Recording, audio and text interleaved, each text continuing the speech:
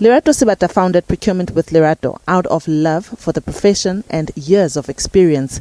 She says there are misconceptions around the procurement industry. The misconceptions about procurement is that firstly, everything is a tender. Not everything else runs through a tender process. That's the first one. And then secondly, it's also if there's brown envelopes all over. It's a corrupt environment. People are not ethical. Those are just false misconceptions. I mean, you're not oblivious to the fact that those things happen, but that's just one of the misconceptions, And another thing is it's just the paperwork. Procurement is not just paperwork and administration. You go to school, you get qualified to be a procurement officer. Supplying goods and services is one of the ways that some people start their entrepreneurial journey. Sebata says there's the correct way of getting into this industry that she says will ensure success. She shares important advice if this is your preferred route for business.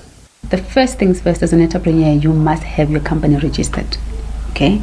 It's as basic as that. You must get your company registered with CIPC. You must get your profile right. You must write a business profile so that when you submit that to a procurement officer, you know what is it that you're offering. And another thing is make sure your compliance documents are in place. Compliance, I mean your BEE certificate, your tax clearance, your VAT, if you are going to be a VAT paying supplier, right?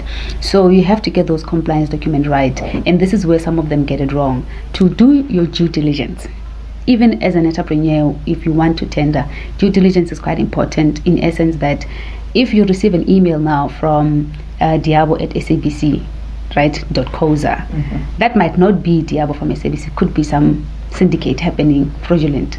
And then you just get an email from nowhere, you phone out those people, they organize and say, okay, yes, we do actually provide this at this place, and you're of the opinion that you're calling a supplier, right? And that's not. Then you start paying money into fraudulent, which you're not even aware, and then you're defrauded. The other important thing is when you receive the tender document, you must read it.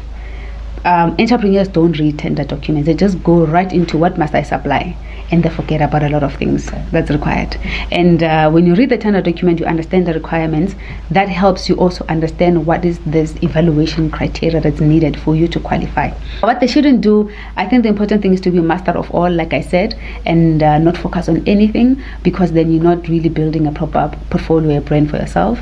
If you were successful in maybe 2-3 tenders that you got yourself into, and you use that very same money that you were paid to render a service, you use it for personal use, to pay rent, to pay electricity loosely without understanding how to manage your books. That does affect your portfolio, because as procurement we look into your financial statements.